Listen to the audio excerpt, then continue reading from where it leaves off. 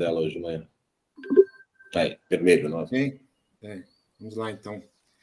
Fazer a apresentação do professor titular da UF, professor Luciano Raposo Almeida Figueiredo.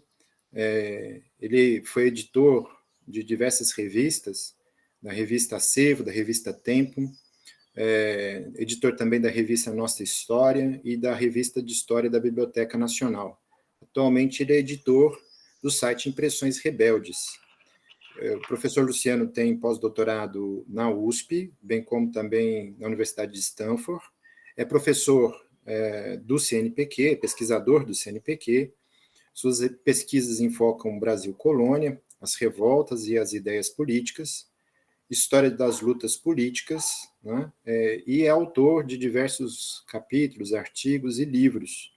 Total de 28 livros publicados, alguns deles muito próximos de Minas Gerais dos acervos de Minas Gerais, né? Como é o caso do Códice Costa Matoso, o livro Barrocas Famílias, o livro Avesso da Memória, e livros mais recentes, como o Rio Vista de Cima, que é de 2020.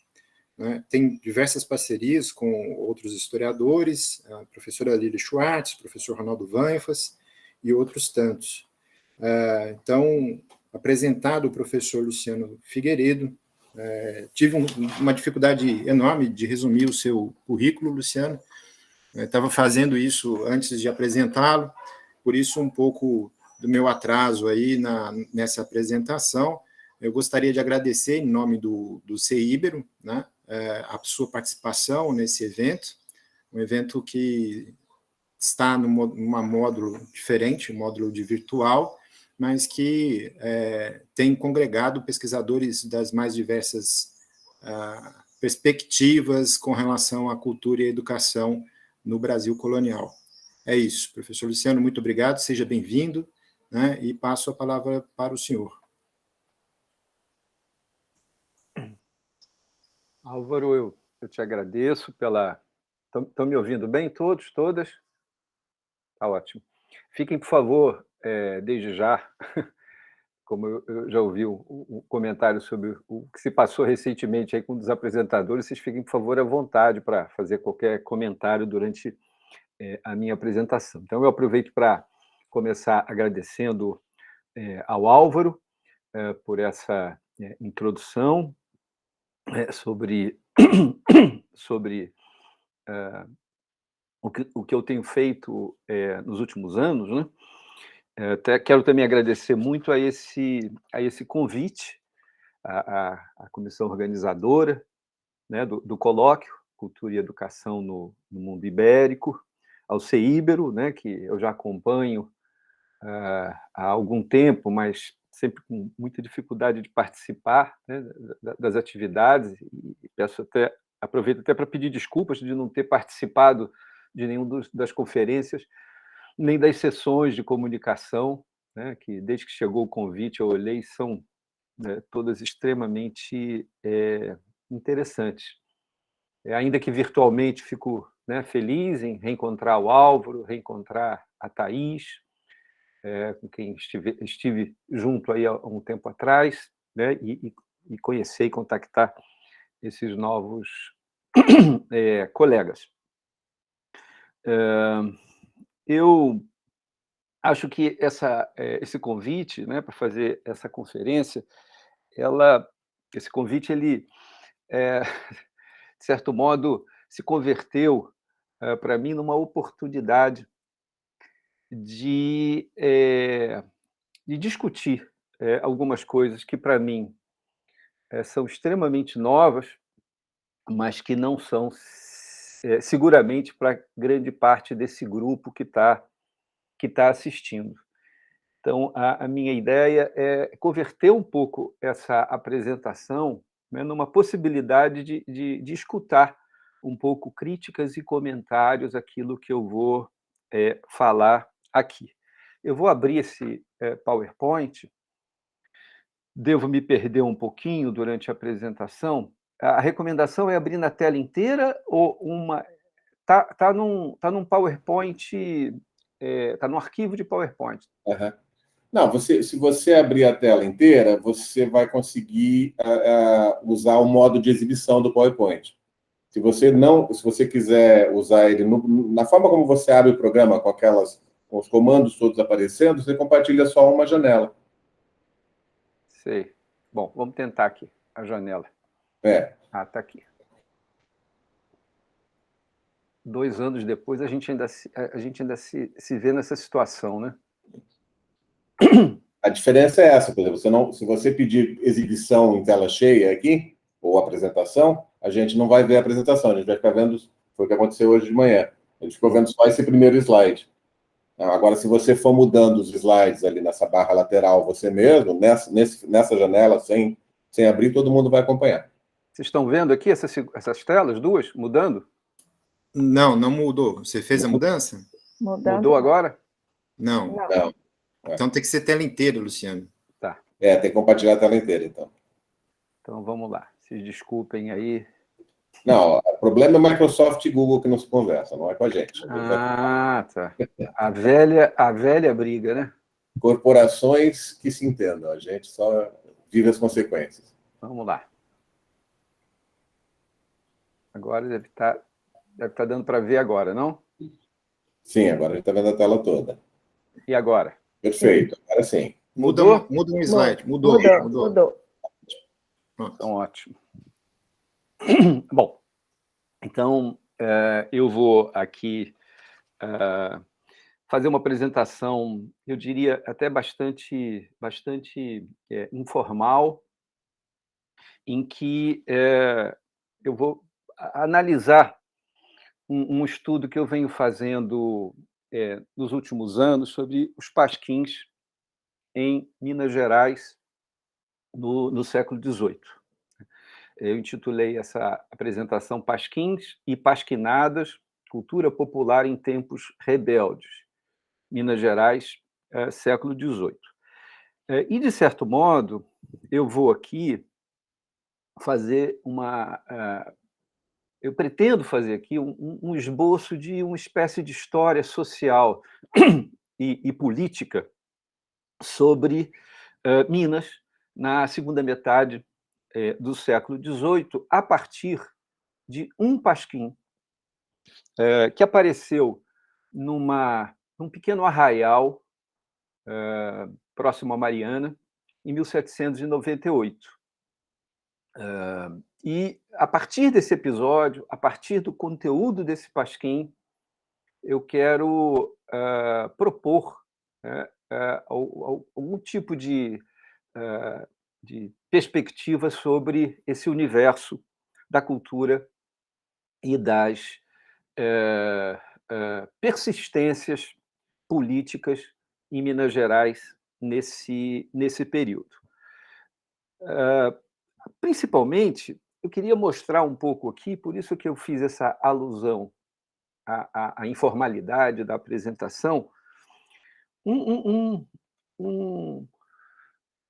percurso que é, ao mesmo tempo, um percurso de desvendamento de pesquisa e de deslumbramento com uma fonte histórica. É uma das fontes históricas mais curiosas, pitorescas, raras.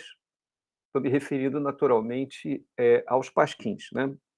Muitos de nós sabemos que esse tipo de fonte é uma fonte difícil de se encontrar nos arquivos, difícil de se encontrar transcrita e preservada, bem preservada, né? Por acaso, eu e vários pesquisadores mineiros, né, e paulistas temos trabalhado com essa peça documental encontrada em Mariana, no arquivo da Casa Setecentista, que é um dos raros exemplares autênticos, né, que não é uma cópia de um pasquim, nem é um registro em um livro de que existiu um pasquim ou um texto de um pasquim. Ele é, de fato, um exemplar original, quer dizer, transcrito originalmente, não é uma cópia. Então, eu vou um pouco descrever aqui como foi o processo de análise desse Pasquim e de descobertas, né, de perspectivas para se pensar Minas Gerais, como eu disse, nesse final do século XVIII, e a própria cultura escrita também nesse universo, nessa época. É claro que esse processo, né, ele está associado a um projeto maior, que é o de preparar uma edição desse Pasquim, que vai sair no ano que vem. O meu contato com esse Pasquim, eu vou contando isso aqui aos poucos, ele ocorre de uma maneira muito curiosa. O contato com esse Pasquim mineiro acontece quando eu estava preparando uma aula em casa, há alguns anos atrás, e me deparei com essa ilustração que vocês, espero, né, estão vendo aí na tela. Essa é a capa da coleção da História da Vida Privada no Brasil. Esse é o volume 1. E, na parte referente às Inconfidências, no texto do professor Istvan Yankso, da USP, A Sedução da Liberdade, existia essa ilustração no texto, sem qualquer comentário além dessa legenda, né, que vocês estão lendo aí. Eu, por curiosidade, não sei, parei de ler o texto e resolvi olhar a imagem, comecei a me deparar com algumas palavras estranhas, essa curiosidade que a paleografia sempre proporciona, né? A dificuldade paleográfica, sobretudo, sempre nos proporciona. Comecei a tentar ler, comecei a transcrever umas partes e ficou um pouco por isso, né? Ao mesmo tempo, nessa época, eu estava também trabalhando com o tema dos pasquins, né? Há muitos anos eu venho recolhendo registros sobre pasquins em arquivos de Portugal, Espanha, Brasil, e escrevi há cerca de, acho que 10 anos atrás, um longo artigo para a revista do Arquivo Público Mineiro, o artigo chamava-se Escrito nas Paredes, os Pasquins em Minas e no Brasil, alguma coisa assim, em que eu reuni tudo que eu tinha, todos os registros sobre Pasquins, e propus ali uma análise, evidentemente associando o Pasquim àquela forma ou àquela fórmula tão habitual de considerar esses escritos efêmeros, né, perigosos, subversivos até certo ponto, considerar esses escritos de contestação, né, oportunidades através das quais vizinhos, inimigos, oponentes, anonimamente registram reclamações, protestos, críticas e, com isso, né, difamando uma autoridade, com isso, atacando uma instituição, envergonhando vizinhos, ou na perspectiva que me parecia, na ocasião, quando eu fiz esse artigo para o Arquivo Público Mineiro e continuei estudando esse tema, me parecia mais interessante pensar esses pasquins como um instrumento muito privilegiado para se entender a mobilização política, uma comunicação voltada para a mobilização política nos motins e nas contestações da época colonial. A gente naturaliza o protesto, a gente naturaliza esses episódios de contestação, mas, e por isso mesmo, muitas vezes, deixa de pensar como um grupo desarticulado, geralmente desarticulado pelas mais diversas circunstâncias, né, profissionais, por questões de dispersão de moradia espacial, por questões de diferenças, né, de consciências ou de consciência política, enfim, uma população dispersa, de repente, é capaz de se unir num movimento político durante alguns dias, durante alguns meses ou durante alguns anos. E qual é o papel que esses escritos desempenhavam nas revoltas? Foi um pouco o que me mobilizou muito nesses estudos, né, para fazer esse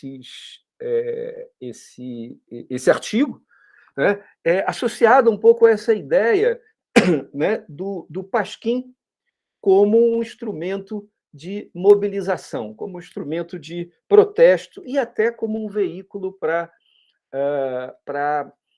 amalgamar consciências e dirigir, muitas vezes, e criar consenso, muitas vezes, nessas rebeliões dessas camadas ou populares e intermediárias ao longo da época colonial. E para isso, né, evidentemente, vasculhei aí esses meus registros de arquivos, encontrei evidências e fui associando às menções que a documentação faz de que apareceu um pasquim, de que surgiu um pasquim, de que um pasquim foi recolhido. E o pasquim, propriamente dito, né, é sempre um objeto muito raro de você encontrar o que estava escrito nele ou até o próprio registro físico dele, né? Não que ele seja impossível de achar, mas é extremamente raro. E, ao longo desses estudos, eu voltei àquela ilustração e comecei a estudar o pasquim do Calambau, até que surgiu a oportunidade de oferecer a possibilidade de publicação desse pasquim para uma editora que vem fazendo um trabalho fantástico nos últimos 2 anos, né, de editar fontes históricas, a editora Chão, de São Paulo, e que topou, né, publicar esse pasquim, que eu já anunciei aqui, que a gente apelidou de Pasquim do Calambau, né? Esse pasquim ele foi localizado na Casa Setecentista de Mariana, e quando eu me vi com esse desafio de publicar o pasquim, e que eu já vinha estudando, que eu já vinha arranhando, que eu já vinha, de certo modo, localizando a fortuna crítica, ou seja, aqueles que já tinham trabalhado com esse pasquim, eu topei, evidentemente, com um colega né, pelo qual eu tenho o maior respeito acadêmico, né, sem falar do respeito pessoal, que é o professor Álvaro Antunes, que está aí, né, fez essa apresentação, que está comigo, dividindo essa mesa virtual, e convidei o Álvaro, né, para a gente escrever e estudar esse pasquim. Então, muito do que eu vou falar aqui traz a contribuição do Álvaro, né, que é uma pessoa que vem estudando esse documento já há muitos anos, com algumas novidades que essa sinergia do nosso trabalho nos últimos anos, preparando essa edição, proporcionou. Então, eu diria o seguinte: a primeira sensação que a gente tem quando se depara com o que eu me deparei com esse pasquim, está aqui, vocês devem estar conseguindo ver a frente e o verso do pasquim, espero que sim. Sim, deve ser. Primeira vez que eu me deparei com esse pasquim foi bastante assustador, né? Esse encontro, né? Um pouco pela letra, né? Mas principalmente pela narrativa um pouco imbrincada, pela construção da narrativa bastante imbrincada e pelos registros de situações que eu desconhecia, né? Falava de um sujeito que não é um sujeito notório, um tal de Sargento Mor, Manuel Caetano de Oliveira Lopes, falava de situações que tinham acontecido nesse lugarejo chamado Calambau, mencionava uma série de situações que aconteceram em Minas Gerais, no Rio de Janeiro, algumas a gente sabe, mas outras a gente, né, desconhecia. Então, era como se fosse uma floresta, né, de palavras que era aparentemente intransponível, né? Nomes de pessoas que não tinham relação com a história mineira ou com a história portuguesa, né? Cada linha era um pesadelo para se entender o que estava acontecendo. Ali a gente percebia, né? A grafia é uma grafia relativamente clara, embora a redação seja muito confusa, porque ela traduz uma forma oral de se escrever, né? Quer dizer, transpõe-se para a escrita maneiras do falar das ruas daquela época. Então, isso torna um pouco essa compreensão um pouco atrapalhada, né? Palavras desconhecidas, referências que a gente, né, tem bastante familiaridade, como, né, um sujeito chamado Tiradentes, ou uma pessoa chamada Joaquim Silvério dos Reis. Então, de certo modo, a gente ia ali se calçando em algumas evidências, mas nem de longe isso ajudava a compreender o que o documento fazia. Claro, por mais que ele seja que ele tenha, né, esse caráter um pouco truncado, a gente percebia, lendo, que o documento era um documento devotado a destruir a reputação de uma pessoa, né? Porque toda vez que fazia referência ao tal do sargento-mor Manuel Caetano, era para, né, chamá-lo de herege, de infame, de inconfidente. Nunca o sujeito recebeu um adjetivo favorável. Então, isso ficava claro, era um pasquim infamatório, o que é uma característica, obviamente, desse tipo de fonte, né? Os pasquins, tradicionalmente, desde que tem esse nome de pasquim, né, que isso nasce na Itália, são voltados para destruir a reputação de alguém, sobretudo. Então, pasquim era mais um pasquim, embora seja, repito, né, um documento muito raro, era mais um pasquim que cumpria essa função.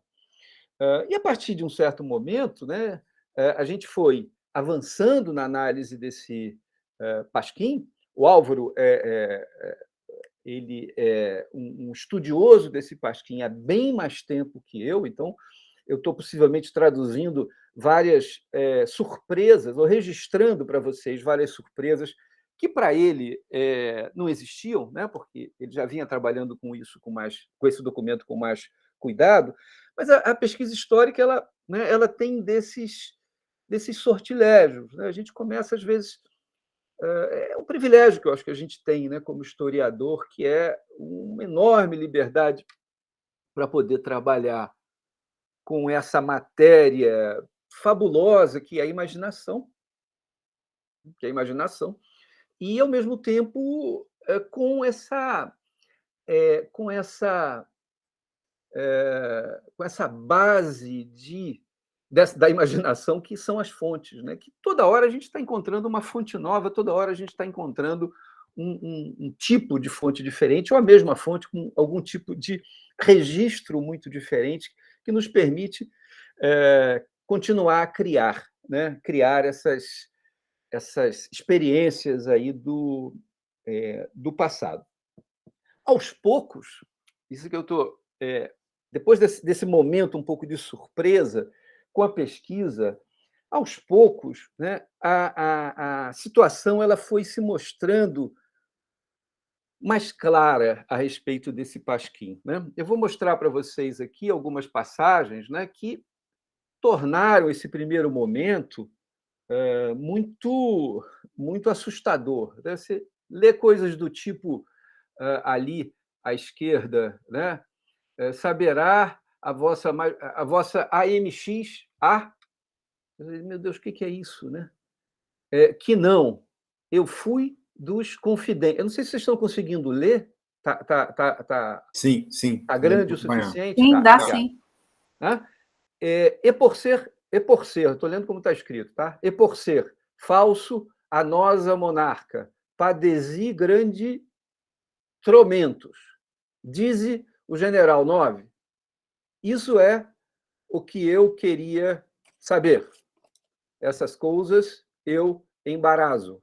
Tire já essas botas e ponha-se já das causo, alguma coisa assim. Enfim, eu estou aqui, obviamente, para vocês não ficarem muito assustados, eu estou, obviamente, simulando aqui a primeira leitura que eu fiz, né? Disso. E você imagina, quer dizer, o sujeito fica descalço, embaraçado, confidente, general. Nada fazia muito sentido nesse primeiro contato, né? E não é muito diferente do que a gente vai ler um pouquinho mais adiante. O homem chegaram a esses. Outra janelinha aí. O homem. Não, diz o tenente coronel. Alguma coisa que eu não estou conseguindo ler agora. Precisa. O homem chegarão a esses termos de ser falsos à soberana, atrevidos e insolentes. E você vai vendo essa coisa, nada faz muito sentido, né? Cada fragmento, se eu fosse recolhendo aqui, a gente ia encontrando muita dificuldade. Mas, aos poucos, né, à medida que a gente foi, eu e o Álvaro, analisando a caligrafia, analisando os detalhes dos personagens, da construção narrativa própria da sátira, porque o gênero do Pasquim é um gênero satírico, à medida que a gente foi trazendo elementos documentais externos ao Pasquim, né, que são a devassa, que foi aberta para apurar a autoria do Pasquim, e um processo judicial movido pelo ofendido contra aquele que ele supõe tinha sido o autor do Pasquim, né? Esses processos foram trabalhados também pelo Álvaro muito antes de mim. À medida que a gente foi juntando essas peças, lendo, relendo, trelendo esse documento, essa confusão toda foi ficando um pouco mais clara, né? O sinal, de alguma forma, foi se invertendo, né? Da clareza, a gente foi começando a perceber uma série de dimensões desse Pasquim. Eu diria que essa percepção e essa análise ela tem dois momentos. O primeiro momento é um momento mais da análise, que eu diria assim, superficial, do que é um pouco óbvio, do que é do nosso ofício ao atacar ou né, nos debruçarmos sobre uma fonte. Uma delas é a característica material, né, a estrutura da escrita, né? E a gente foi percebendo que o Pasquim, né, ele tem uma organização do conteúdo muito clara. Aqui, assinalado em vermelho, com esse contorno, com essa moldura, é a primeira coluna do Pasquim, com o início dele. Vocês estão vendo à direita aqui o número 1, depois o número 2, 3, 4, 5. Né? São quadras, o Pasquim ele é praticamente todo distribuído em quadras, e você vai vendo ali, né, o que diz ali, né? Lhe dê bons dias, senhores que me lerem. Terceira linha. Não me botem fora, deixe todos verem. Aí, ao lado do número 2. Abata-se a soberba, abata-se assim. Declaro-me agora que me chamo Pasquim. Aí, a estrofe 3. Eu quero falar, mas não posso dizer. Falta-me a inteligência para essa obra fazer. A obra vou fazer, por essa ser obrigado. Quero dar princípio, para isso fui convidado. E a última parte dessa abertura do Pasquim, vocês estão vendo aí uns traços, umas ondulações que só existem nessa parte do Pasquim como para marcar que essa é a parte inicial da leitura. Termina, valha-me a Virgem Maria, valha-me a Santa Teresa. O homem lendo esse papel cai por debaixo da mesa. E vem, a partir daí, digamos assim, a continuação, né, na parte 6, e tem uma parte que chama, não sei se vai estar aqui, vai, que chama capítulo, né, que é quando começa, evidentemente, a lista das acusações, daí o nome capítulo, contra o infamado Manuel Caetano, sargento-mor Manuel Caetano, né? O povo do Calambau, notícias vos quero dar do nosso Manuel Caetano, quando foi o general. Disse o general para o dito: quem é vós? E respondeu: sou eu, Manuel Caetano. E ele se apresenta. E aí começa, de uma maneira muito, muito atravessada, começa a discussão sobre o comportamento político, o comportamento na comunidade desse Manuel Caetano. Então, aos poucos, a gente foi analisando essas contingências dessa infâmia típica do Pasquim e analisando a estrutura material do Pasquim, né? Percebendo que todas as quadras são numeradas, né? Que alguns trechos, na parte do lado direito, tem essa linha vermelha, que foi para assinalar, acho que eu não fui muito feliz com esse recurso, mas, enfim, para assinalar que são momentos do Pasquim que o calígrafo, que o autor material dessa peça, ele sublinhou certas as quadras, né? Ele dividiu as quadras, foi para marcar um pouco essa divisão das quadras com o número. A gente começou a perceber que esse documento ele trazia ou traz, né, várias marcas para auxiliar o leitor público a se conduzir, ou a conduzir, perdão, a leitura em voz alta, porque o Pasquim é um documento para ser lido em voz alta e em público, para ser lido ali desse pequeno arraial do Calambau. Então, nós começamos a analisar, deixa eu ver se eu acho mais alguma outra referência aqui, né? Começamos a analisar esse tipo de registro, como, por exemplo, aqui, ó, não sei se vocês estão conseguindo ver essa seta, e no final da primeira folha está escrito assim: vire para atrás, que ainda tem mais.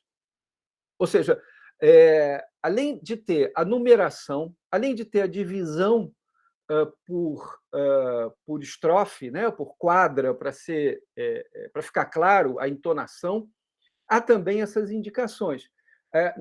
Do lado direito está escrito assim, no final da penúltima coluna do Pasquim: torne a banda de cima e leia com atenção. Quer dizer, o documento, além do conteúdo propriamente dito dele, do Pasquim, de atacar um sujeito, de, enfim, satirizar uma certa situação mundana que se passou no Calambau, em Minas Gerais, esse Pasquim também trazia na sua escritura muitos registros que evidenciavam pistas e orientações de leitura, né? Aí a gente começa, claro, a se aproximar desse universo do letramento e do universo dessa cultura popular. Quer dizer, o Calambau era um arraial, hoje é uma localidade chamada Presidente Bernardes. O Calambau era uma localidade na beira de uma estrada extremamente movimentada, com todo tipo de gente, minerador, oficial mecânico, lojista, vendeiro, pequenos fazendeiros, né? E que, evidentemente, se agregava ali em torno da igreja, em torno do núcleo urbano, onde esse pasquim é colocado, né? Aliás, esses pasquins são colocados, porque isso é um detalhe extremamente importante para o que eu vou, né, desenvolver aqui em seguida. Não foi feito apenas um exemplar do pasquim, né? Foram feitos 3 exemplares do pasquim, distribuídos em lugares estratégicos dessa comunidade, inclusive na beira da estrada. Então, a gente foi percebendo que o pasquim, ele, na verdade, além do conteúdo, como eu disse há pouco, ele também trazia instruções, como o leitor, né, possivelmente, né, se a gente tomar aí pela média uma pessoa com dificuldade de leitura, poderia, né, com esforço, fazer aquele texto render, fazer o texto ser lido de uma maneira pausada, né? Um pasquim não é como a leitura, por exemplo, de um bando ou de um documento oficial, né? Um pasquim é lido no meio de muita balbúrdia, de muito alvoroço, possivelmente as pessoas paravam para aplaudir, né? O público parava, o orador parava para esperar o público se manifestar. Então, ou concordar, né? Você imagina, vale-me Nossa Senhora, todo mundo ia dizer amém, né? Viva a rainha de Portugal, todo mundo ia gritar viva.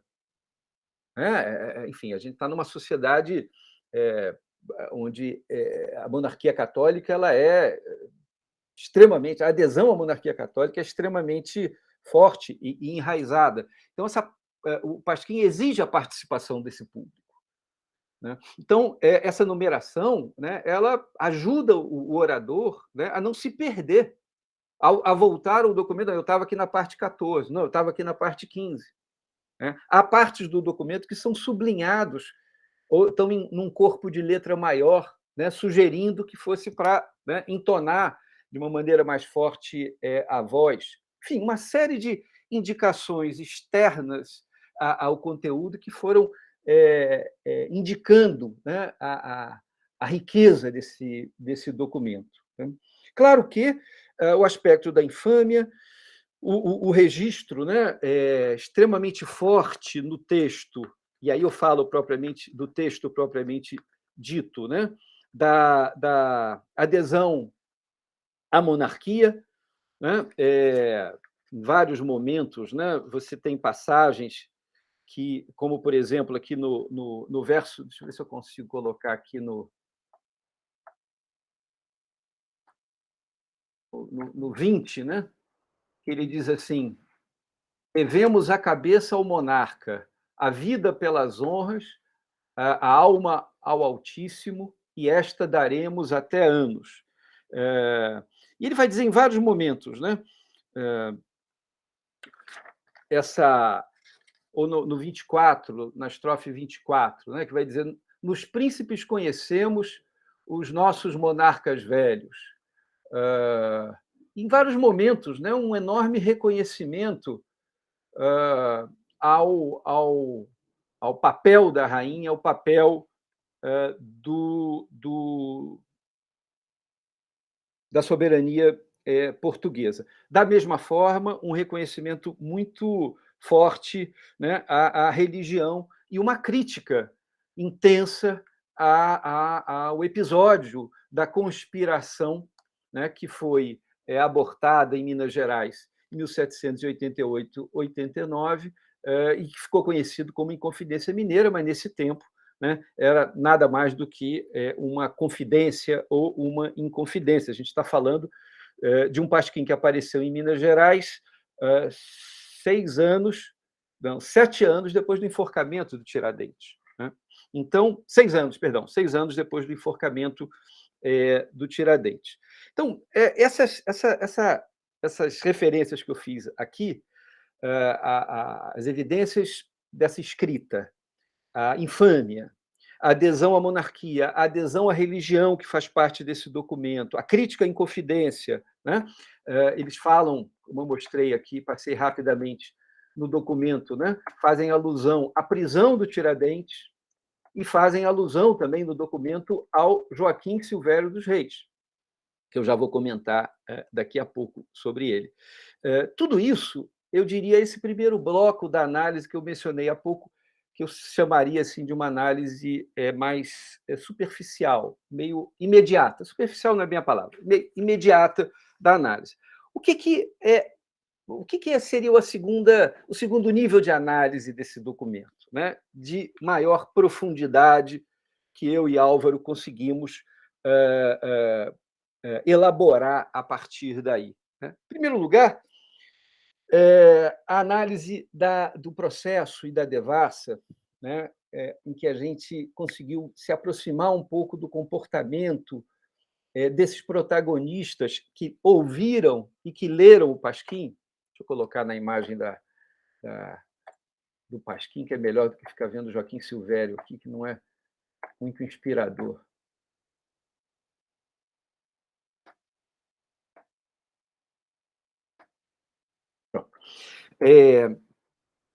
O que nesse plano, né, fica muito interessante à medida que a gente entende o que está por trás, o que está ao lado desse pasquim, quando a devassa traz um pouco os protagonistas, quando o processo traz um pouco as razões de ter surgido, né, possivelmente ter surgido esse pasquim, né, uma inimizade entre dois moradores, né, uma inimizade entre o lojista, supostamente autor, né, do pasquim, o Domingo de Oliveira Álvares, e o sargento-mor Manuel Caetano, que é infamado no pasquim, né? Essa documentação externa ao pasquim, como o processo e a devassa, né? Essa documentação ela nos permite entender um pouco o que aconteceu para esse pasquim ter sido feito.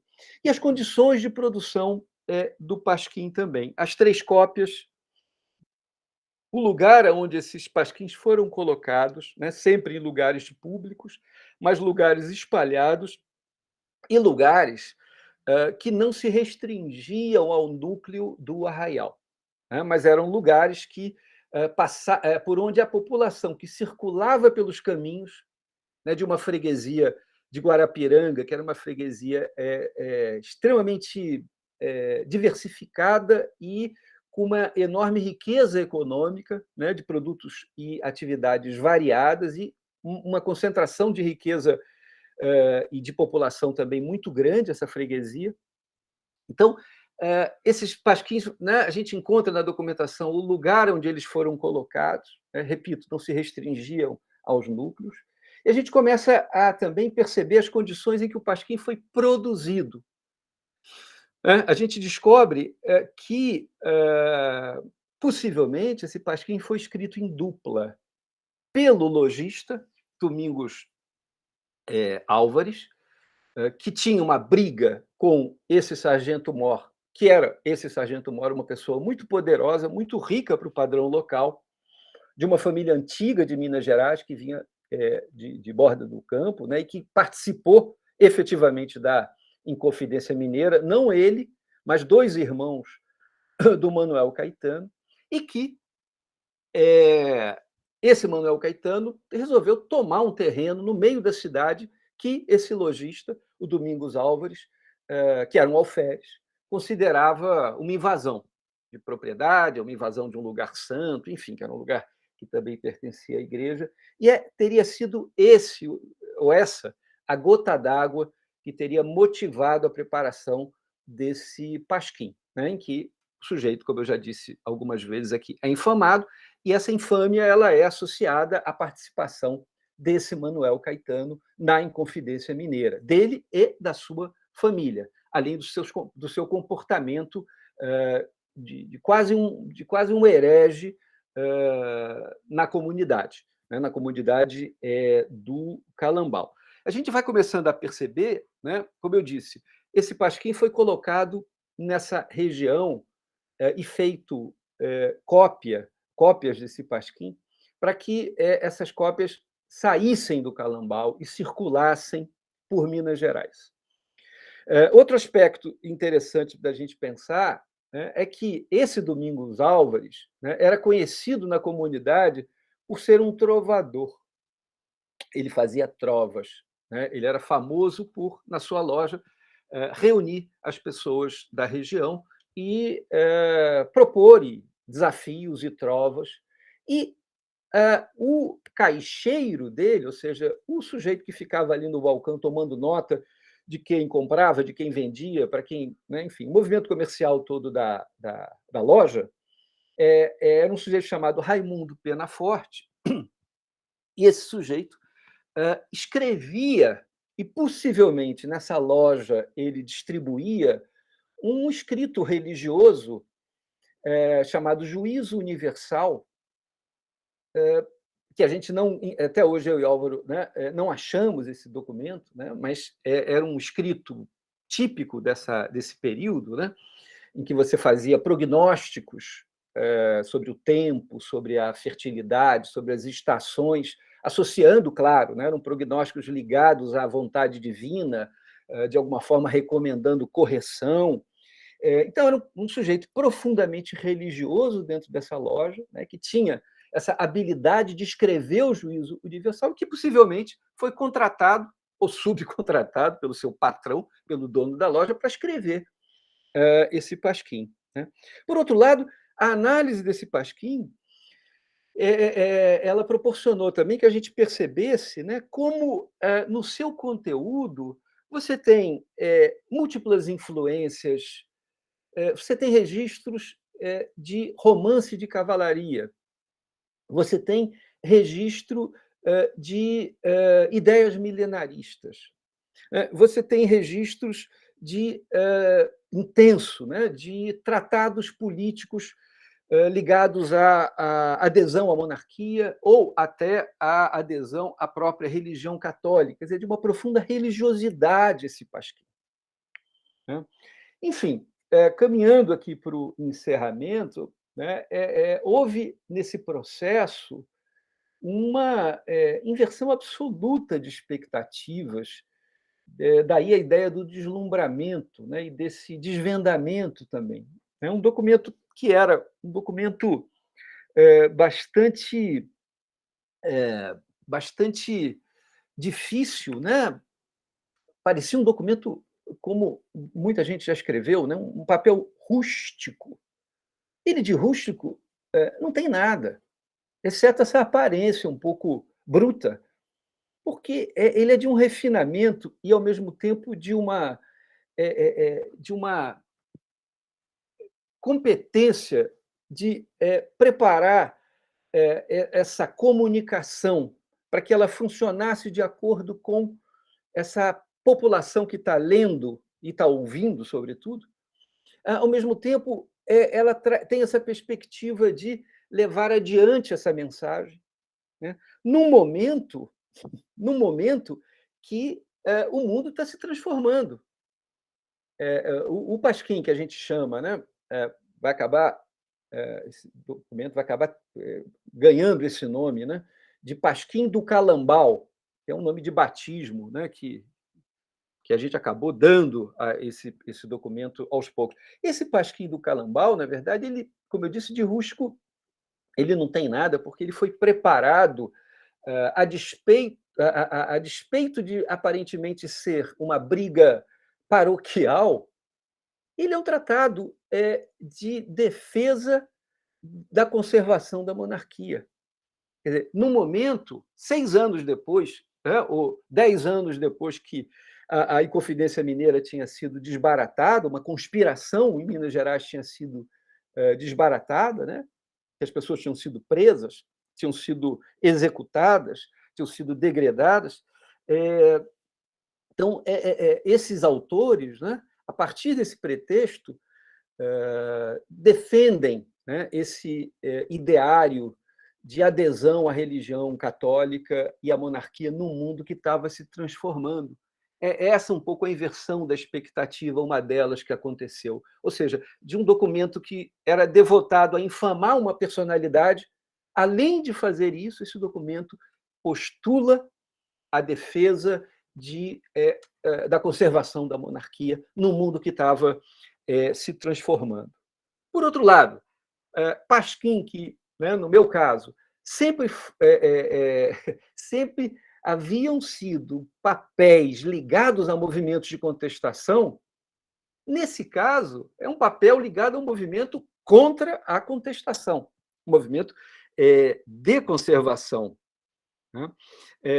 E, ao mesmo tempo, ele enuncia essa possibilidade, né, de a gente conhecer como, no final do século XVIII, esses personagens da chamada, que mais tarde vai ser chamado da Inconfidência Mineira, como esses personagens eram vistos, né? O Tiradentes é chamado ali de Correio Tiradentes, um sujeito meio, né, meio apressado.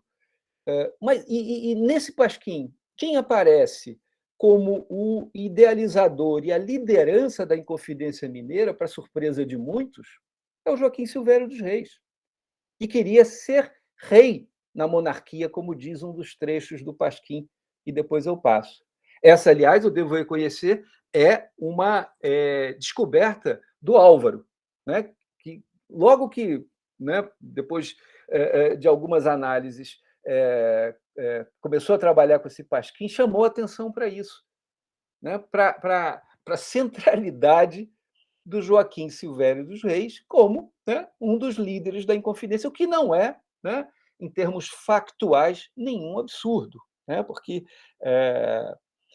há várias menções, embora não muito valorizadas na historiografia, a esse respeito, a esse papel dele. Então, era um pouco isso, pessoal, que eu queria apresentar aqui, né? Espero que tenha sido suficientemente claro.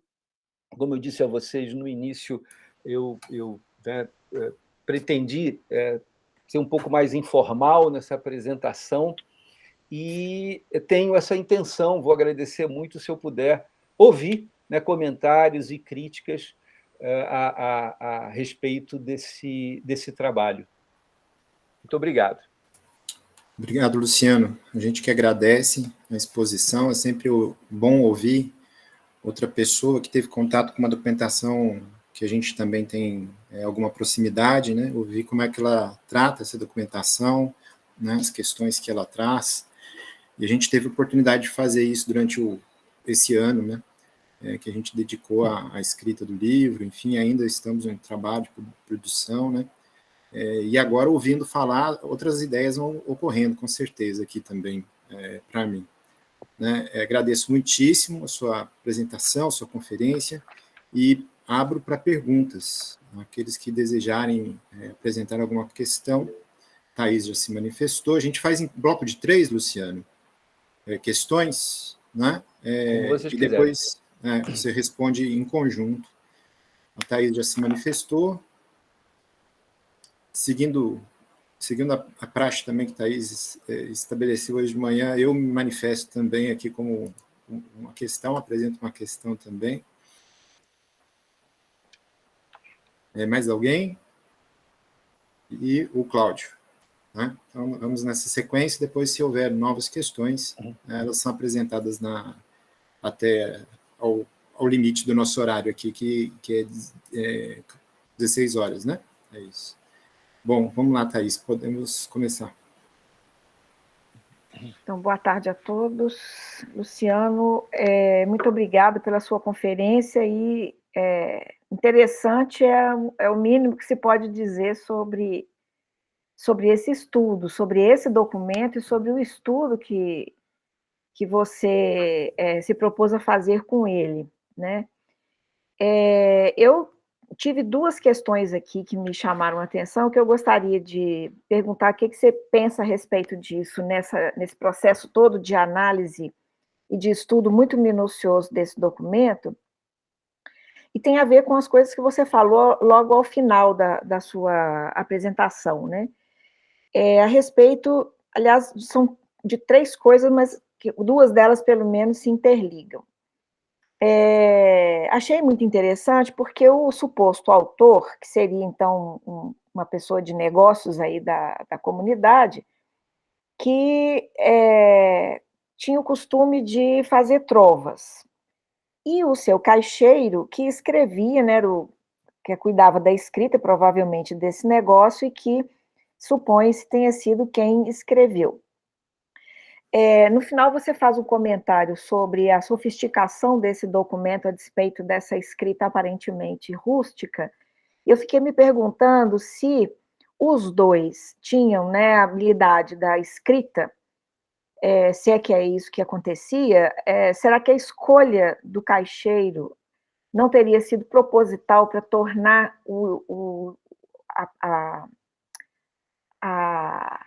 vamos dizer assim, a proximidade desse texto com as pessoas, com o público para o qual ele se destinaria, não seria proposital, para que chegasse mais facilmente a essa população?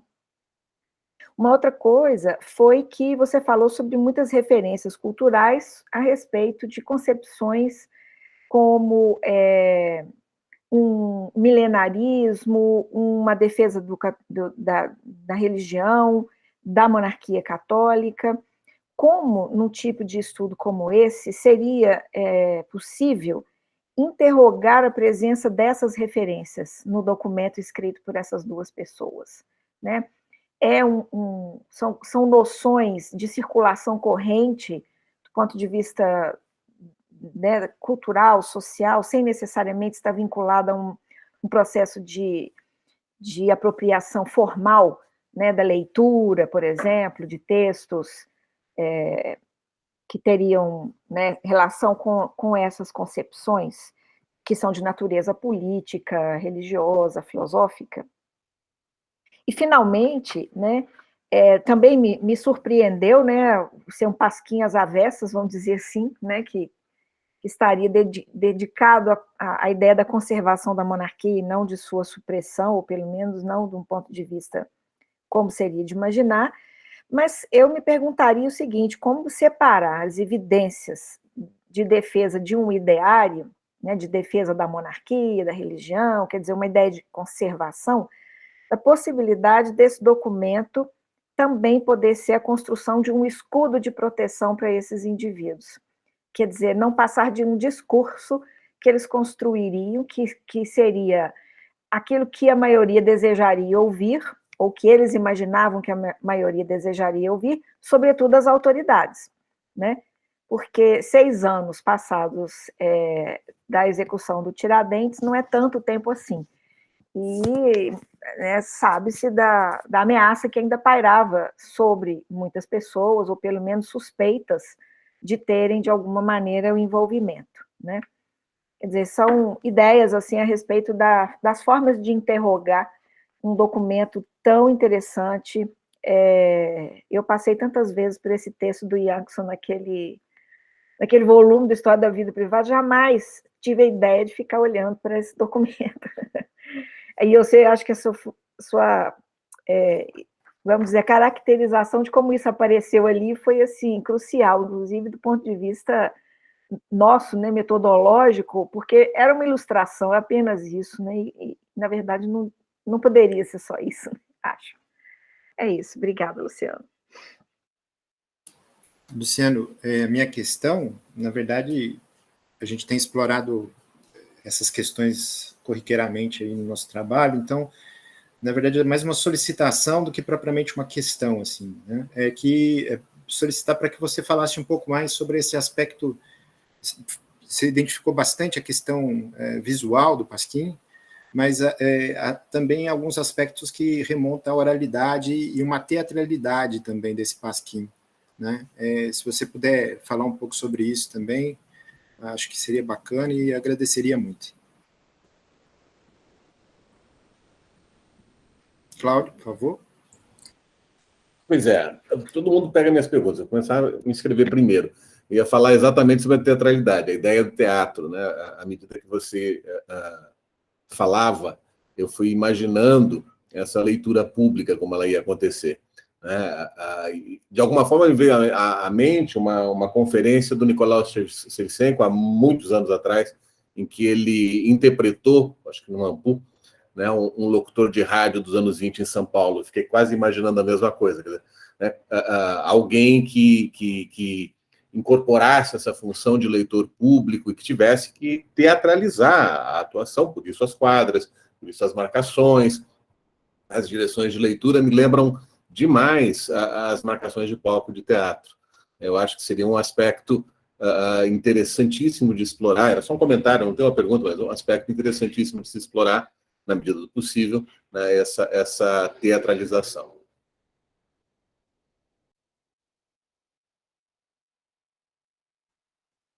Bom, obrigado aí a todos, Thaís, Álvaro e Cláudio. Vou tentar responder a todas essas questões. Vou começar pelo final do que a Thaís disse, talvez mais para continuar um pouco assim com essa informalidade. Eu estava um pouco com insônia preparando aula e lendo o texto do Shevchenko, aí parei nesse documento e eu não sei nem se eu deveria falar isso aqui, mas, enfim, o objeto, sobretudo, de vocês, né? Meu um pouquinho, mas muito mais de vocês, é a palavra, é a escrita. Eu me surpreendi porque das primeiras expressões que eu encontrei nesse pasquim foi a palavra filhos da puta. Vocês desculpem aí. Entrar de sopetão assim com esse palavrão. Eu falei assim, é difícil encontrar palavrão em documento colonial, né? Claro, estou falando de sátira e coisa do tipo, mas pasquim se encontra e tudo, mas, né, faz parte das sátiras, claro, né, isso é muito comum, mas não é uma coisa muito comum, né? E foi uma coisa que me chamou a atenção, e a partir daí, eu sei que isso é meio prosaico, né? A partir daí eu comecei a ler em torno da palavra, tentar entender, e obviamente eu não entendi nada, né? Só que essa palavra, porque a situação era completamente, como eu disse há pouco, completamente nebulosa. E quando eu comecei a pensar em voltar a esse pasquim, foi que eu me deparei com, né, os trabalhos do Álvaro, que já vinha trabalhando esse pasquim há muitos anos, tinha apresentado vários textos em congresso e tal. Falei, bom, e a hora que pintou a oportunidade da edição, eu falei, não, tem que, na verdade, fazer isso com quem entende do assunto, que não era o meu caso, né? Então, esse contato, né, ele foi muito, muito fundamental para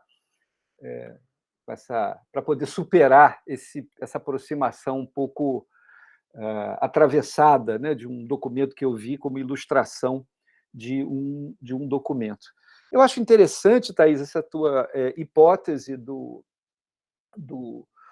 pasquim, né, se eu entendi bem, ser uma espécie de escudo de proteção, né, de pessoas que talvez tivessem um pouco a ficha suja, né, com relação à Inconfidência Mineira. Talvez a gente precise, né, eu e Álvaro, explorar um pouco mais isso, mas até o momento, embora essa seja, né, possa ser uma hipótese, ela não combina muito, até onde me ocorre, tá, isso pode mudar daqui a 2 horas, então, até onde me ocorre, não combina muito com as evidências que a gente tem, porque, de fato, havia uma briga muito, muito feroz entre essas duas pessoas, sabe? Era uma briga antiga.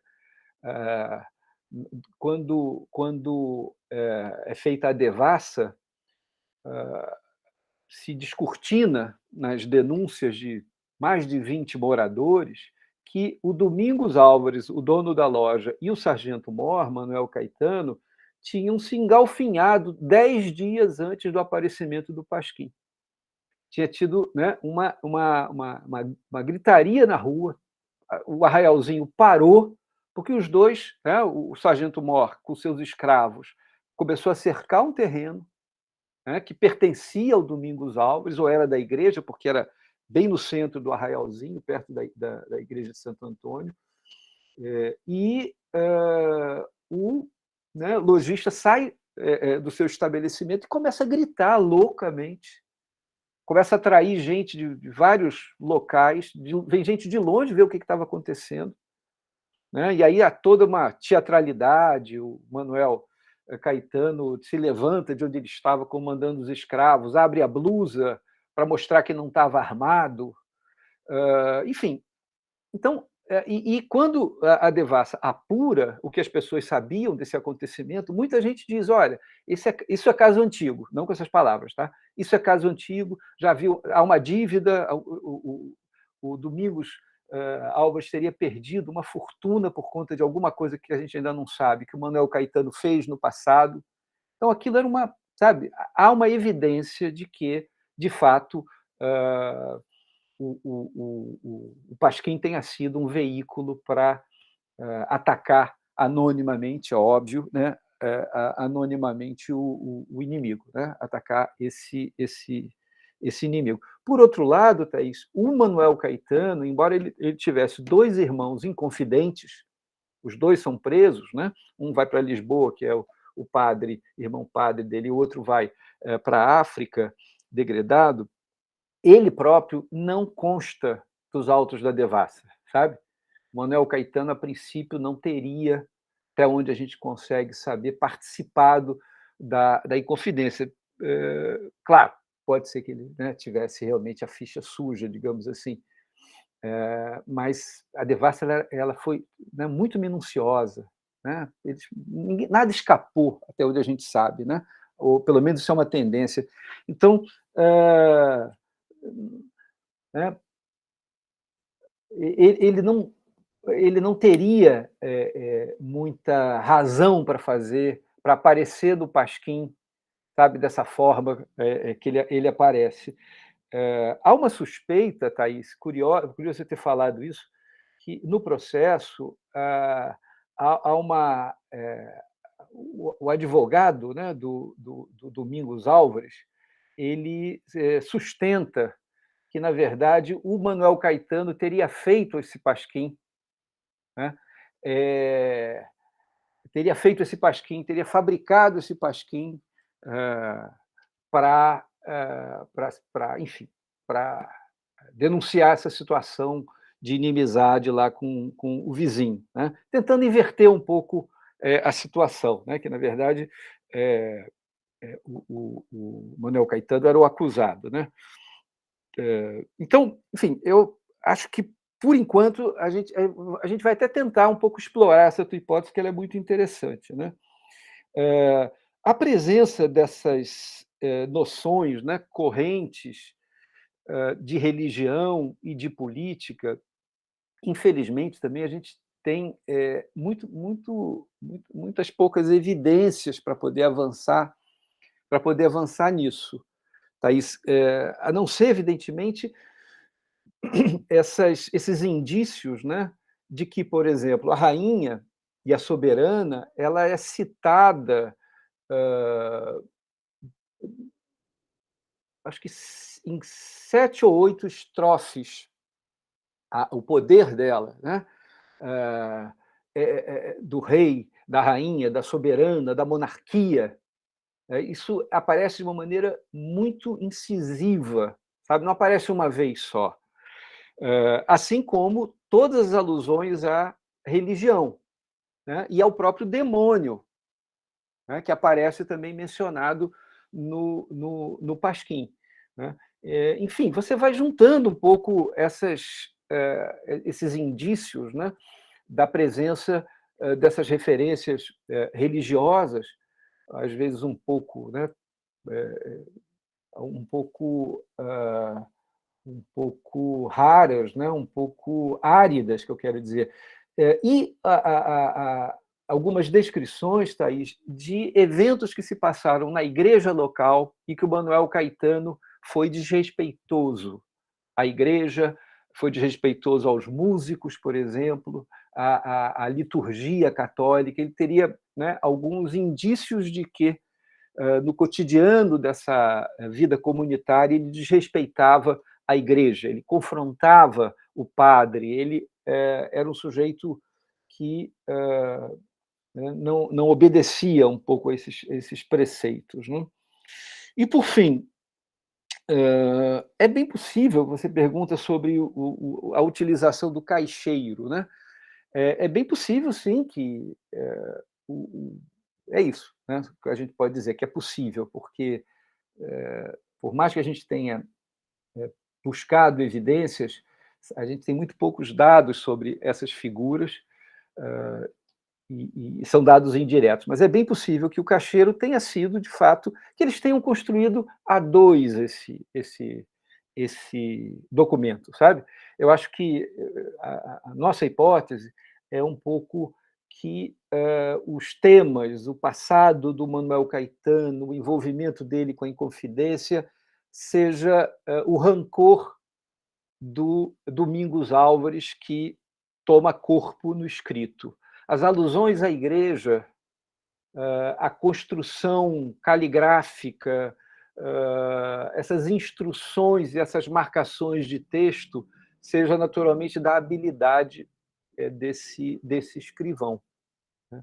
Que é outro mistério, outro enigma que a gente ainda não conseguiu solucionar, e nem sei se vamos conseguir. Um outro enigma que eu nem comentei aqui é se esse texto foi escrito, se esse texto foi escrito com uma letra e com erros, entre aspas, né, propositais ou não. Porque as palavras são escritas como elas são faladas. Não há um rigor gramatical, embora houvesse, claro, variação gramatical nessa época, há erros muito graves, erros muito crassos, né, digamos assim, erros entre aspas de novo. Então, e variação também da escrita, que também era comum. Né? Então, tudo leva a crer que alguém com muita habilidade caligráfica, porque as letras são bem feitas. O desenho da letra ele é muito bem feito, ele é padronizado, ele é regular. Né? O P, o B, por exemplo, são letras que não variam. Enfim, a linha ela é muito uniforme, os espaços entre as colunas e o desenho das colunas é muito bem estruturado. Quer dizer, é alguém que domina a caligrafia. Né? A gente não sabe se domina a escrita, né? Plenamente, ou se está disfarçando.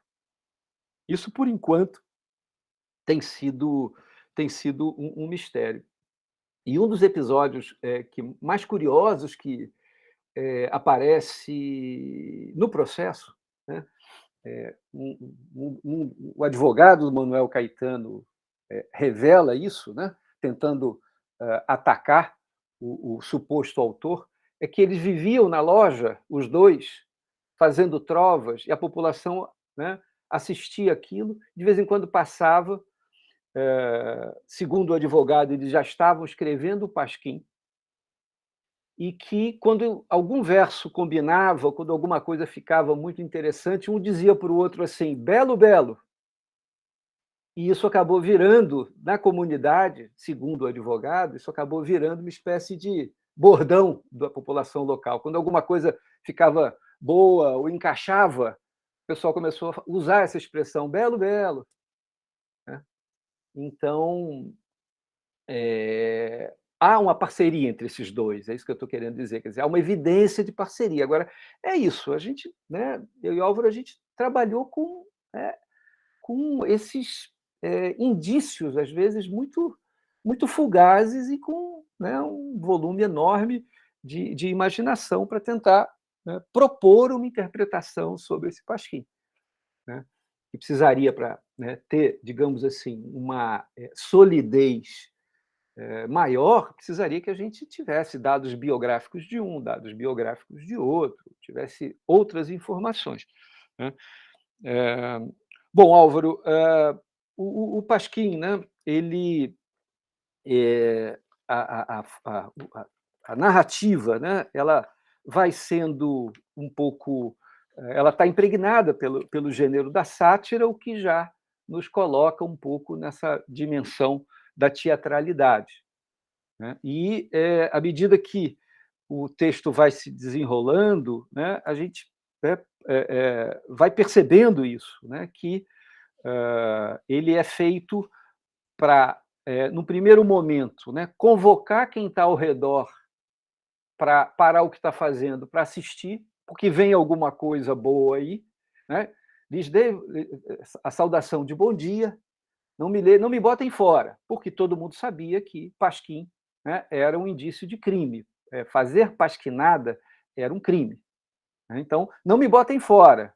E ele vai incorporando a figura, o texto vai se ganhando uma personalidade. Eu me chamo Pasquim, eu vou falar. Né? A obra eu vou fazer, sou obrigado. Né? Para isso fui convidado. Então, até então, até a sexta estrofe, sexta quadra, a gente não sabe qual é o assunto. Então, nesse aspecto, a gente pode imaginar essa teatralidade do orador que encontra o papel num esteio, numa estaca, foi como aconteceu isso. Né? É claro, todo mundo sabia o que aquilo significava. Né? Imagina, o papel pendurado numa estaca de manhã. Né? Alguém pegou aquilo e começou a ler, porque a documentação menciona que várias pessoas assistiram à leitura, ouviram a leitura. Né? E que eram 3 pasquins. Né? Um parece que não foi lido, mas 2 teriam sido lidos, talvez simultaneamente. Então, você vai preparando, você vai percebendo isso, né? E a convocação, povo do Calambau, notícias vos quero dar. E aí, na sexta quadra, você tem a apresentação do personagem, e aí você vai tendo, né, essas marcações aí, né?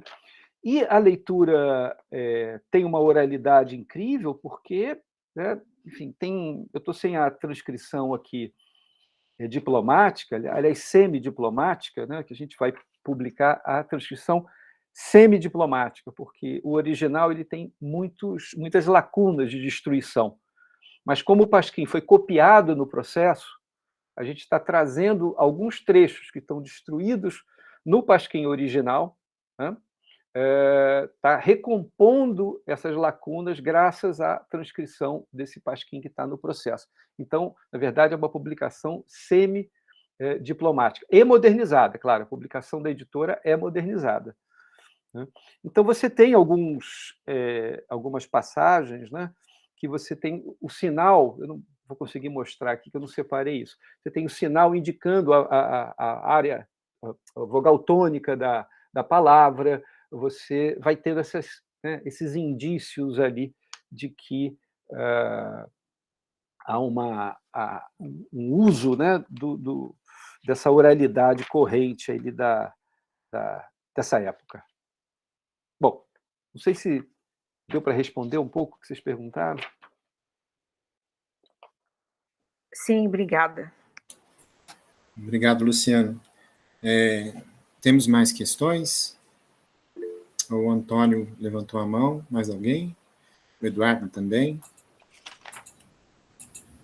Muito bem. Então, vamos fechar esse bloco com duas questões. Só, se permite, Luciano, levar em consideração a sugestão feita da Thaís, de que o Pasquim talvez servisse como uma espécie de escudo, né? Principalmente essas evocações da rainha, né? Como uma espécie de escudo, né? De uma proteção. Efetivamente, ao final do processo, Thaís, aqueles que fizeram o Pasquim não são condenados, ou aqueles supostos autores do Pasquim não são condenados. Então, seria curioso, né, você dar um ganho de causa para um envolvido com a Inconfidência Mineira, né, cujos irmãos foram condenados, né, e em detrimento a uma apologia da monarquia, né? Então, ao fim, por uma questão processual, eles acabam conseguindo aí se safarem, e o senhor Manuel Caetano continua infamado e sofrendo a justiça da comunidade, né? Então, é por aí também esse aspecto. Eu acho que é interessante a gente pontuar isso melhor na escrita do livro. Obrigado, agradeço muito. Então, César e Eduardo. Ok. Bom, Luciano, legal, gostei muito de te ouvir, né? Foi bem interessante a exposição. Eu tenho a impressão que o Álvaro, uma ocasião, já tinha tocado nesse assunto rapidamente, pelo menos a palavra lá do povo do Calambau, isso, né, assim, eu lembrava que o Álvaro, em alguma ocasião, havia mencionado. Mas eu fiquei até aguardando a tua resposta, né, à questão que a Thaís havia colocado, porque eu não sei se entendi bem, quando você diz, né, desse Pasquim ele ter vamos chamar assim, um arco de conservação e não de sedição ou de rebeldia, né? Seria assim uma forma de classificar esse Pasquim em particular. Mas eu fiquei pensando se, quer dizer, nós não deveríamos entender, né, esse Pasquim no seu contexto, né? Porque, assim, ser um sargento-mor num arraial, né, quer dizer, é um sujeito poderoso, né? Quer dizer, de uma forma ou de outra, existe ali uma contestação, quer dizer, é um papel de contestação, né? Ele pode, né, falar bem da rainha, pode bem, né, falar da igreja, quer dizer, não é esse o objeto que está em discussão. O que está em discussão são as atitudes, né, desse sargento-mor naquela pequena vila, naquele pequeno arraial. Então, eu não sei se, né, pensar essa ideia da conservação nesse, né, assim, levando em conta esse contexto no qual o Pasquim aparece, se seria assim, positivo ou não, né? Se não seria mais fácil efetivamente olhar a quem, né, as críticas se dirigem, né? Pensando, né, assim, a coisa mesmo o poder local, né? Acho que a gente poderia utilizar né, essa expressão, né, levar em conta essa situação. Então, é só, não sei se era isso, né, se eu entendi corretamente o que você expôs, né, há pouco, mas, né, eu pensaria um pouco nessa direção.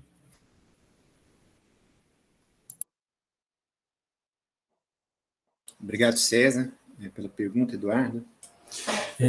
Eu também quero parabenizar o Luciano, achei muito interessante a exposição, foi uma grande oportunidade para ter contato com essa peça tão interessante, né, essa fonte tão interessante e desafiadora, assim, né, em vários aspectos, né, tanto do ponto de vista material, assim, tanto do ponto de vista conceitual, né.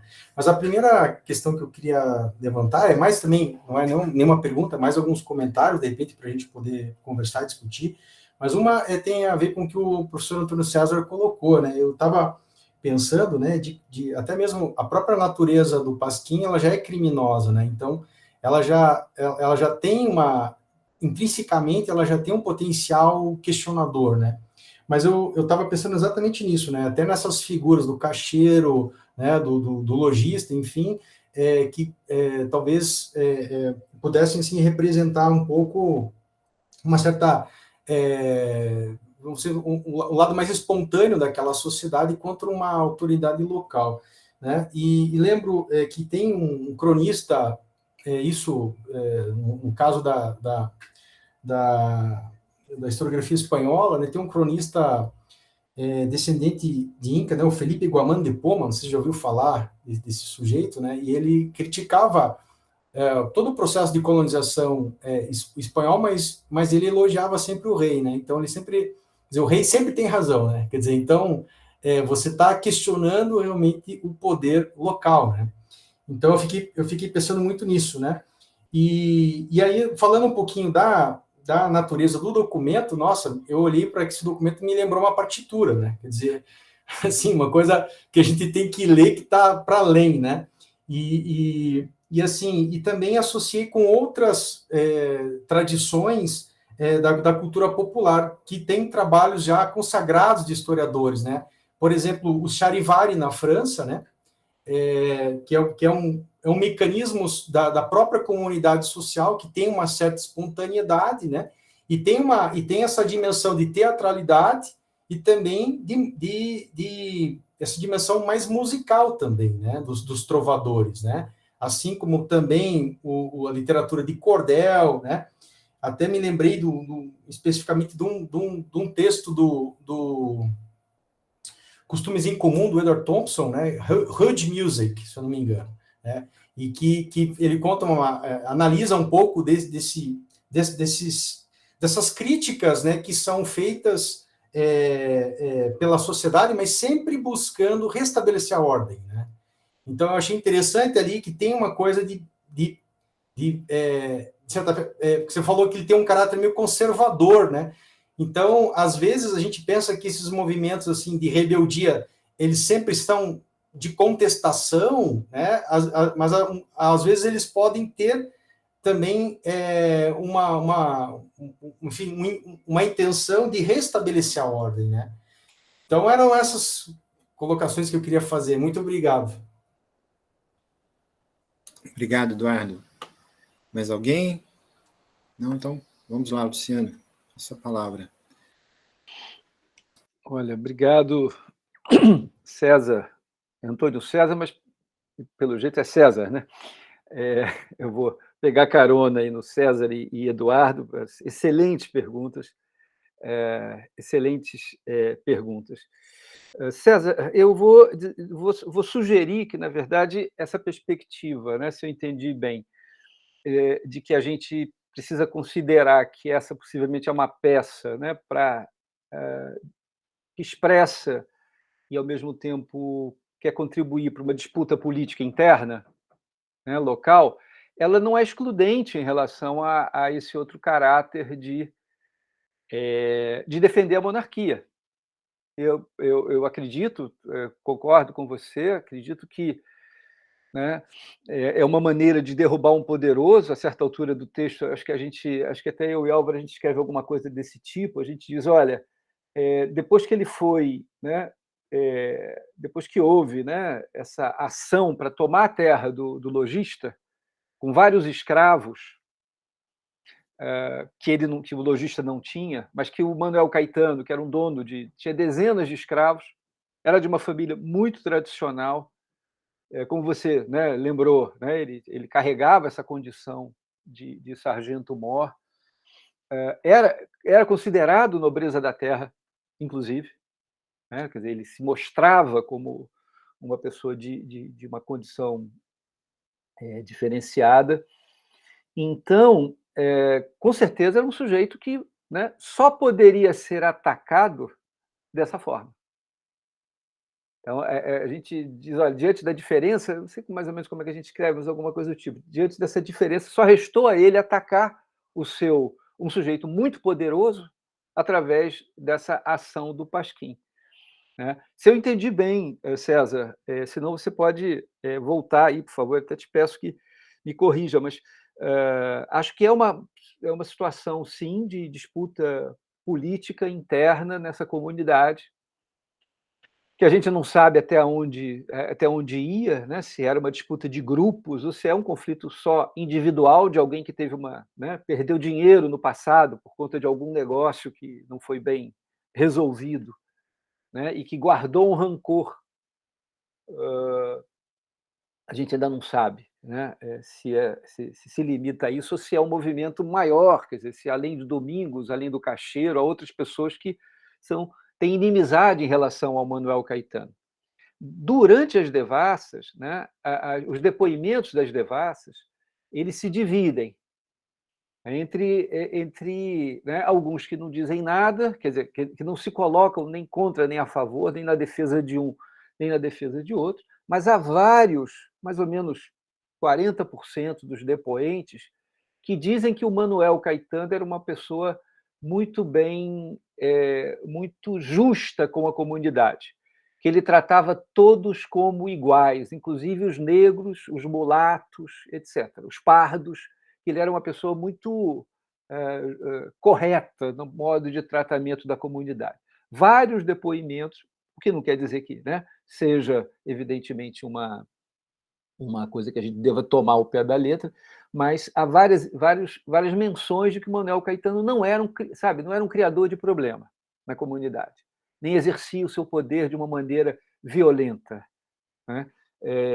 O Álvaro tem mais experiência do que eu na leitura desse tipo de documento judicial, mas eu suspeito que, se ele fosse realmente um sujeito tirânico, de fato, isso teria transpirado em alguns depoimentos, né? Suspeito. Talvez o Álvaro discorde disso, enfim, isso não seja tão natural assim. Então, eu acho que essa perspectiva da disputa interna, César, combina um pouco, ela não é excludente em relação a uma defesa, porque eu também estou considerando o contexto ao lembrar, né, que essas ideias, né, da Ilustração, com todos os seus limites, claro, elas estão circulando. Eu não mencionei aqui, mas no mesmo ano aparece um Pasquim, aliás, perdão, alguns anos antes aparece um Pasquim em Mariana, um Pasquim, né? Porque eu falei do Pasquim, digamos assim, reacionário. Eu não mencionei aqui os pasquins que atacam a coroa, né? Como um Pasquim que aparece em Mariana convocando os escravos a resistirem, em 1789, perto de 89, alguns anos antes desse.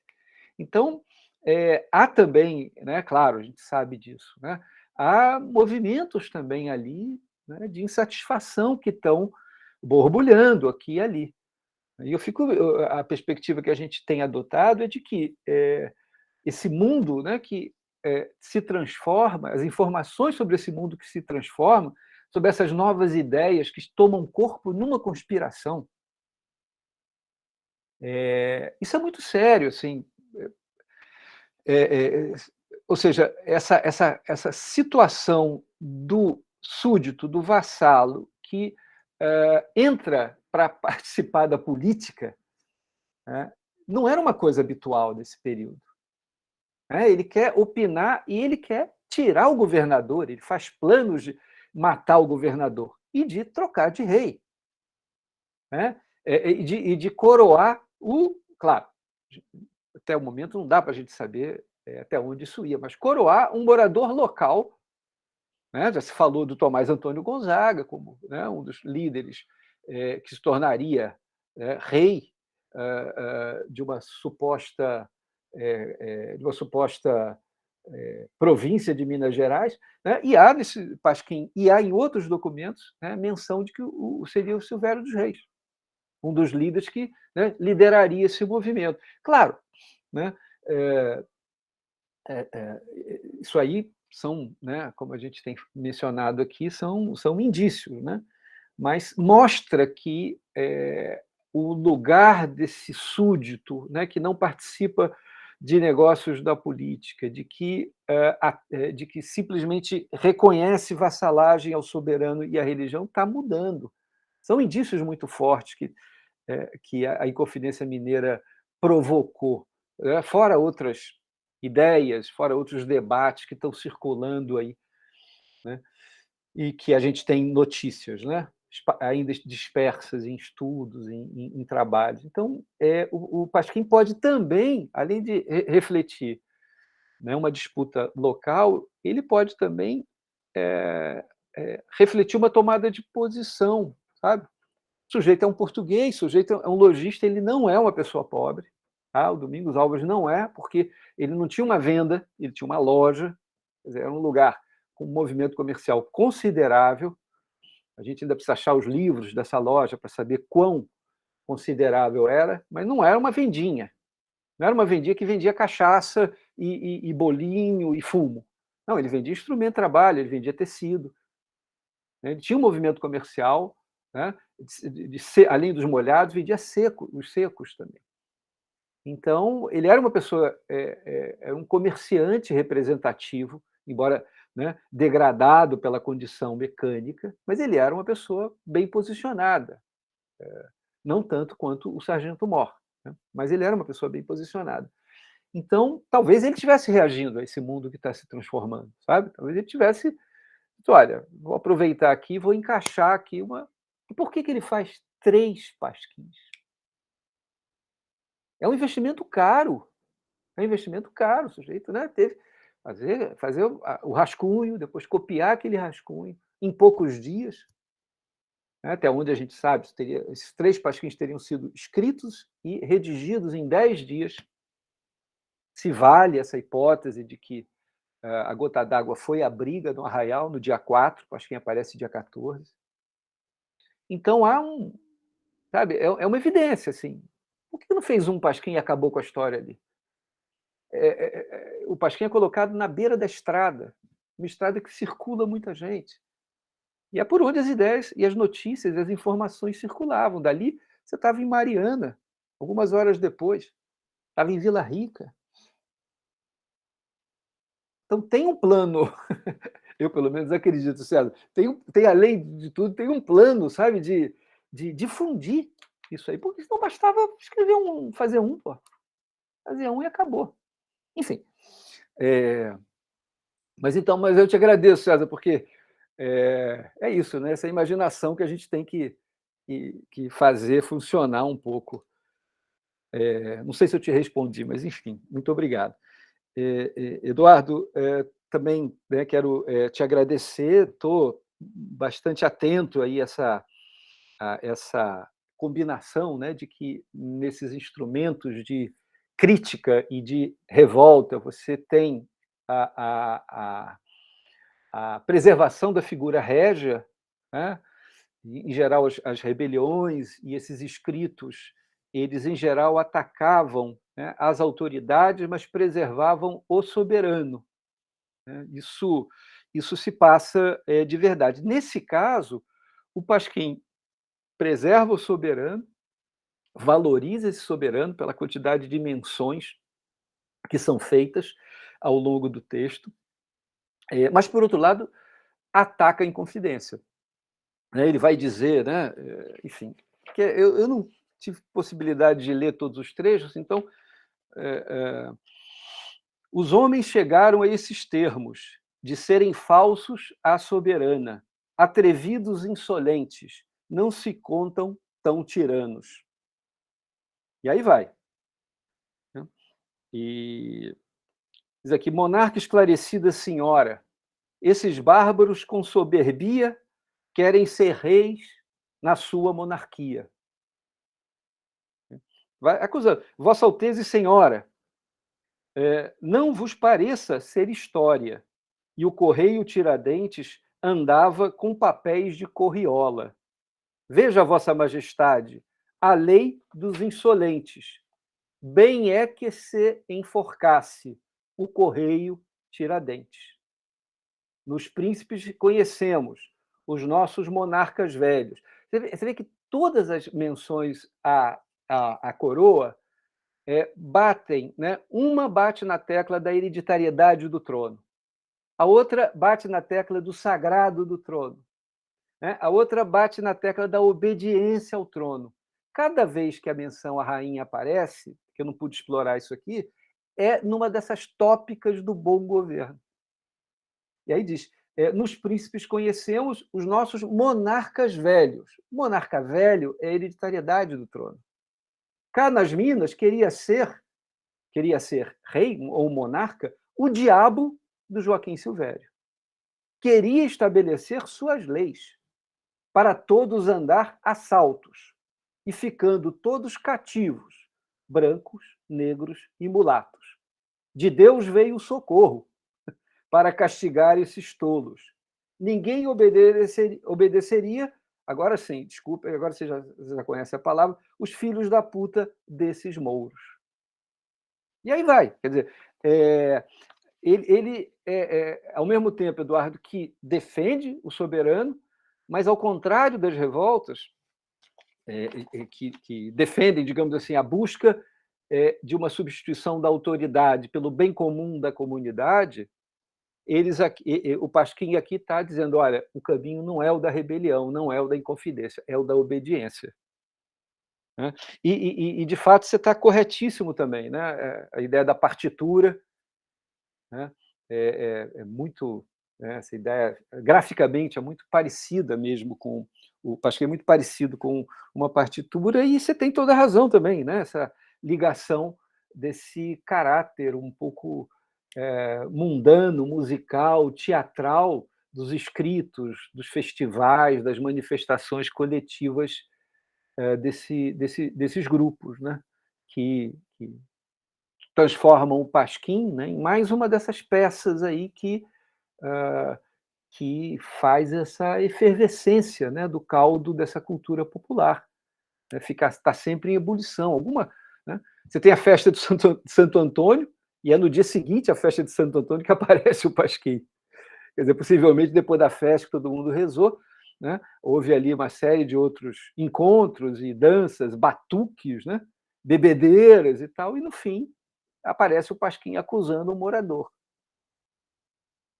Todo mundo deve ter ido dormir um sono muito profundo depois dessa festa, então ninguém viu quem colocou o Pasquim de madrugada, porque já limpou a barra aí do autor desse escrito criminoso. Né?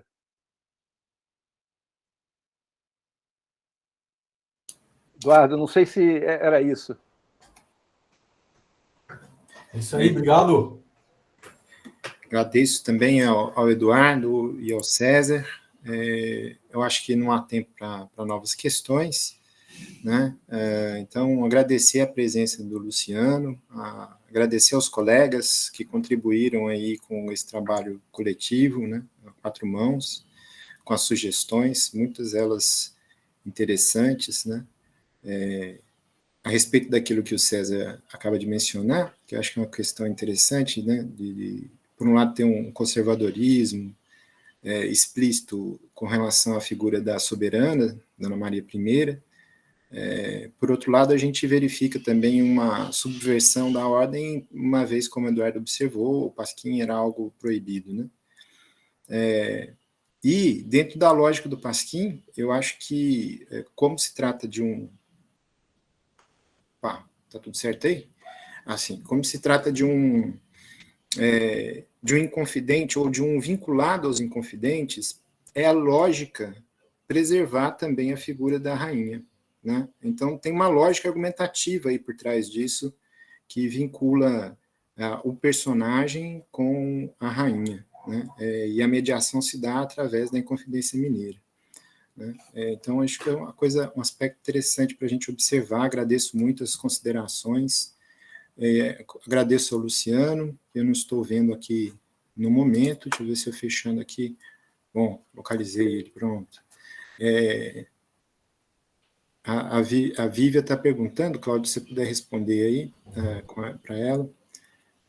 Bom, e é isso, agradeço então muitíssimo ao Luciano, a todos os colegas pela colaboração que foi dada, esse trabalho, né? E lembrando que às 17 horas a gente vai ter a apresentação de uma sessão de comunicações com a participação do Antônio César, né? Como podem o Serviço Real e ainda o decoro de Vossa Majestade, do Júnior César Pereira, do Pedro Ernesto e do Edson Júnior dos Santos. Então, nos encontramos novamente às 17 horas e agradeço a presença de todos.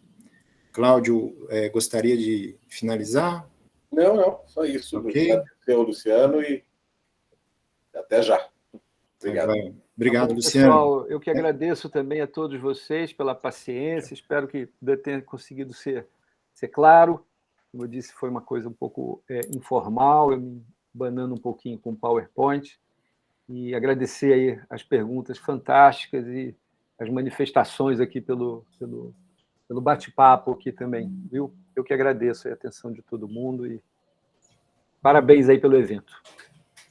Valeu, Luciano. Muito obrigado. Até logo, Luciano.